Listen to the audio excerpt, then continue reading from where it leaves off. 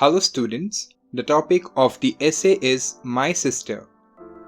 My little sister is much younger than I am. I am 11 years old and she is just 2. She is very pretty and playful. She has large round eyes and a beautiful face.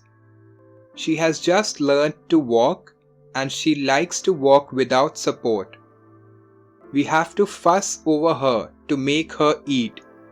Somehow she never seems to feel hungry. She does not cry much, except when Mummy is giving her a bath. All my friends love to come and play with her. The most amusing thing about her are the things she tries to say. We cannot understand a lot of what she says, but we love to hear her talk. I love my little sister very much. Don't forget to subscribe.